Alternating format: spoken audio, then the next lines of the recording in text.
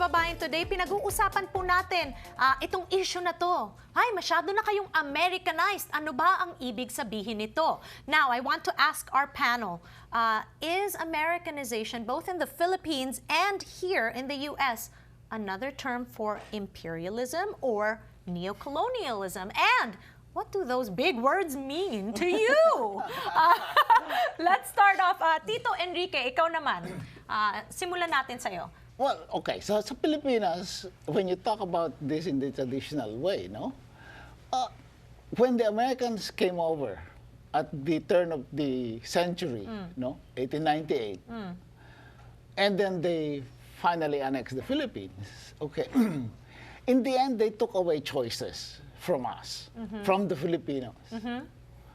Schools, what do you learn? What books do you read? The medium of instruction. All English, all American. All okay. And that's part of the process of, the Americanization of the Filipino. So in that sense, imperialism yun, and neocolonialism yun. No? So it's calling it out and saying, oh, right. Totoo. Right, totoo. But on the other hand, just like a lot of the Filipinos now, ano yung utang na loob natin sa Espanyol? Our Catholic faith, so mahirap na ganun lahat na negative. No? Mayroon din siguro mga positive na yan. Okay, no? so we need to look at the positive side. Okay, Carol, ikaw naman, what did you think? Sinabi na ni Enrique, but and I started by saying na I don't perceive it necessarily as negative. Pero when we start talking about neocolonialism and imperialism and Americanization of the Filipinos in the Philippines, iba na yon. Ibang topic na yon. As Enrique said, the Americans came and established public education. That's how they captured our minds. That's why when we say colonial mentality, it's because of public education. When everything that the Spaniards didn't do during their colonization of the Philippines, hindi sila nagturo ng Kastila sa atin. Hindi nila tayo tinuruan. Only the Filipinos, technically Filipinos, were Spaniards who were born in the Philippines, but the natives were not given that public education. Pero the Americans, that's what they did. So they captured our minds. Right. Kaya Americanized tayo from the get-go. Oo, at kaya naman sa Pilipinas, napakadaming mga call centers, di ba? Because out of all our brothers and sisters in Asia, when they talk about the Filipinos, they speak good English, right? Is that a good or bad thing? Not just Again, that, with an American accent, Of course.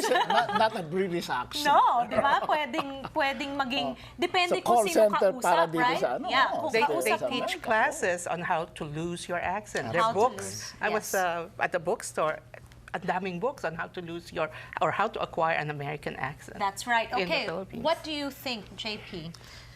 Well, I think that, it's interesting, precisely just to reiterate what other folks said, because I'll have friends who are second generation and they don't know our history. And they'll go back to the Philippines and think, oh, it's so cool that it's so globalized and we're almost on par with America, and precisely not see that it's through the schools, through its standards of beauty, through its ways of interacting with each other, through its thinking that, from the big things like U.S. foreign policy is the best to protect the Philippines. All of those things conspire to create, again, that colonial mentality that has lasted through the generations and continues oftentimes with our parents when they come here. And my mom, who I love and respect, would tell the stories about being punished for speaking Tagalog in the schools in the Philippines.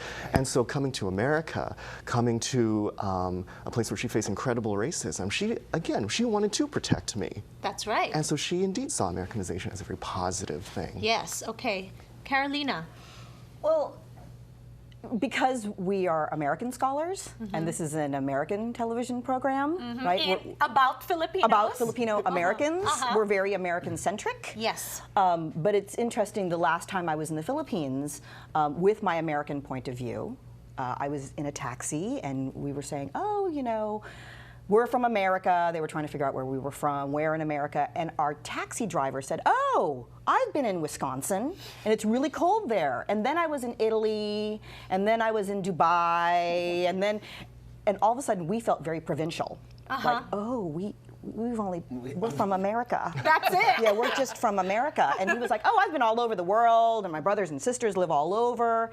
And so that really just spoke to me about how I think Filipinos in the Philippines are very globalized. They have this, the electronics are amazing, the malls, I mean, good Lord, the malls. There's really like a level of globalization that we as Americans, I don't think we catch it because we're so American-centric. That's right. Right? And that's part of that miseducation that you're referring to. Right. That we're so America-centric, but in reality, we're quite a cosmopolitan people. Yes, Like absolutely. I've never traveled someplace and not run into a Filipino. That's true. And I mean, even talking about Jose Rizal, he was one of those Filipinos that was so cosmopolitan. But it's important to remember that the roots of that cosmopolitanism comes from the OFWs, comes from a global economy of Filipinos that are working in the diaspora. So- we're the Filipinos and the Philippines is really emerging now from under the long shadow That's of right. that colonial experience. All right. And- So we're redefining. We're Right. redefining Redefining. ourselves to the rest of the world on a global scale. When we return naman, pag-uusapan natin, how do Filipinos and Filipino Americans participate in or resist being Americanized? Magbabalik tayo here on Kababayan Today.